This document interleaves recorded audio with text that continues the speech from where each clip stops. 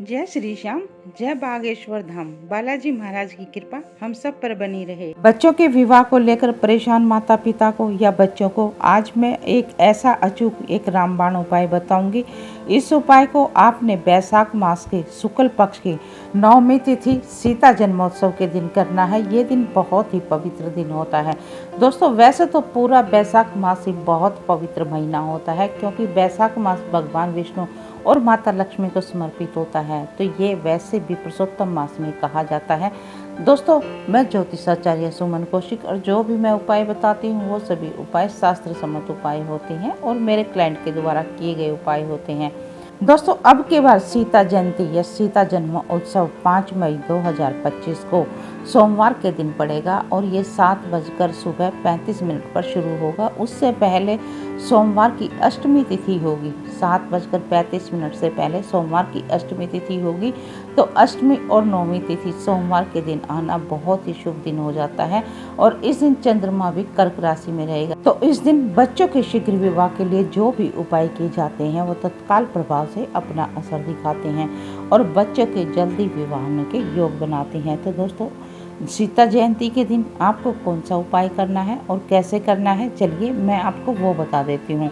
तो आपने सोमवार के दिन सुबह नहा धोकर साफ स्वच्छ लाल रंग के वस्त्र धारण कर लेने हैं। और यदि आप लाल रंग के वस्त्र धारण नहीं करते हैं तो आपने ब्लैक और ब्लू कलर छोड़कर कोई भी कलर के वस्त्र धारण कर लेने हैं। और अब आपने उपाय कैसे करना है, चलिए वो बताते हैं। तो उसके लिए सबसे पहले आपने क्या करना है, एक पान का पत्ता ले लें या फिर पीपल का पत्ता ले लें, कोई भी एक पत्ता ले लें। लेकिन ध्यान ये रखना है कि वो पत्ता कटा पटा नहीं होना चाहिए, साफ सुथरा पत्ता होना चाहिए। उसके बाद आपने उसको गंगा जल से शुद्ध कर लेना है। अब आपने एक सुपारी लेनी है, सुपारी भी साबुत लेनी है, कहीं से कटी हुई सुपारी नहीं होनी चाहिए, इस चीज़ का ध्यान रखना है। उसके बाद आपने थोड़ा सा सिंदूर लेना है। सिंदूर लेने के बाद आपने थोड़ा सा चमेली का तेल लेना है या फिर सरसों का तेल लेना है, तेल कोई भी ले लें। इतना कर लिया तो उसके बाद आपने ये सब चीज़ें लेकर अपने घर के मंदिर के आगे बैठ जाना है और वहाँ बैठकर अपने बच्चे के शीघ्र विवाह के लिए प्रार्थना करते हुए आपने सबसे पहले क्या करना है, जो सिंदूर लिया है उसमें थोड़ा सा तेल मिला लें।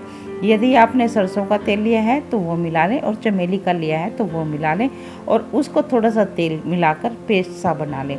अब सुपारी जो ली है उस सुपारी को गंगा जल के छींटे लगाकर स्वच्छ करने के बाद आपने क्या करना है, एक आम की कलम ले लें। अगर आम की कलम नहीं मिले तो आप कोई भी माचिस की तीली लेकर उसके ऊपर रुई लगा लें। पतला सी बनानी है, पतली सी रुई लगाकर आपने क्या लिखना है, सुपारी के ऊपर शुभ विवाह छोटे छोटे अक्षरों में लिख देना है, शुभ विवाह। उसके बाद आपने अपने बच्चे का नाम लिख देना है एक तरफ और अपने बच्चे का गोत्र और माँ का नाम लिख देना है उस सुपारी के ऊपर। आपने छोटे छोटे अक्षर में उस सुपारी के ऊपर इतना लिख देना है। और अब पान के पत्ते के ऊपर भी आपने यही चीज़ें करनी है।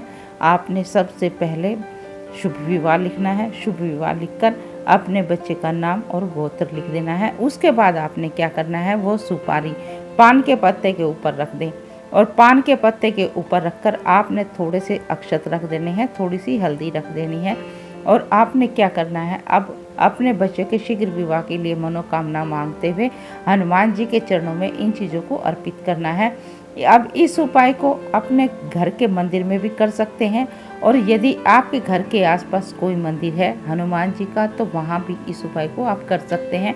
आपने शुद्ध घी का एक दीपक प्रज्वलित कर लेना है। वो दीपक अगर शुद्ध घी का नहीं तो आप सरसों के तेल का या चमेली के तेल का दीपक भी प्रज्वलित कर सकते हैं। और आपने अपने बच्चे के शीघ्र विवाह के लिए कामना करनी है कि मेरे बच्चे के विवाह में जो भी बाधाएं आ रही हैं, जो भी अड़चनें आ रही हैं, उन सभी बाधाओं को, उन सभी अड़चनों का आप निवारण करें। मेरे बच्चे की कुंडली में विवाह संबंधित जो भी दोष हैं, चाहे मेरे बच्चे की कुंडली में ग्रहण दोष है, पितृ दोष है, काल सर्प दोष है, या मेरे बच्चे की कुंडली में शुक्र अस्त है, शुक्र नीच का है, शुक्र कमजोर है, या गुरु ग्रह से कोई भी मेरे बच्चे के विवाह में बाधाएं अड़चनें आ रही हैं, या शनि की वजह से मेरे बच्चे की कुंडली में विवाह संबंधित दोष बना हुआ है, तो सभी प्रकार के दोषों का आप निवारण करें। हे हनुमान जी महाराज, आप श्री राम के दूत हैं, आपने भगवान श्री राम के काज संवारे हैं, तो मेरा भी काज संवारे और मेरे बच्चे के शीघ्र विवाह होने के योग बने, इस प्रकार की आप कृपा करें। तो इस प्रकार प्रार्थना करते हुए आपने जो पान का पत्ता है वो हनुमान जी के चरणों में अर्पित कर देना है।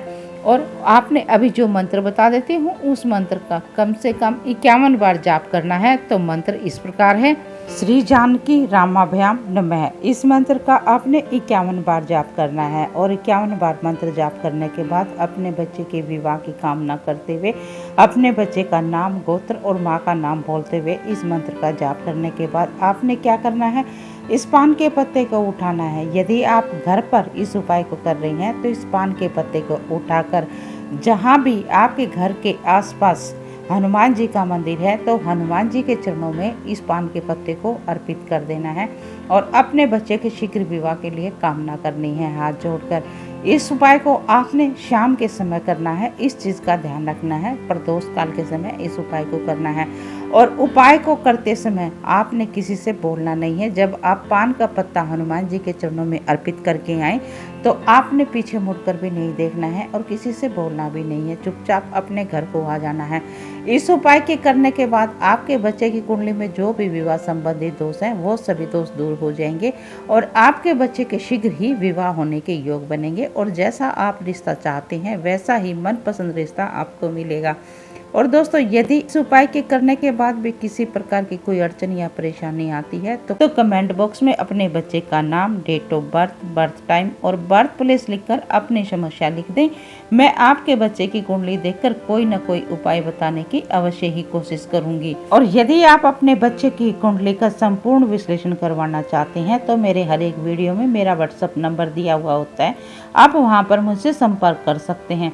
दोस्तों, यदि आपको ये जानकारी अच्छी लगी हो, ये उपाय अच्छा लगा हो तो वीडियो को लाइक और चैनल को सब्सक्राइब अवश्य ही करें।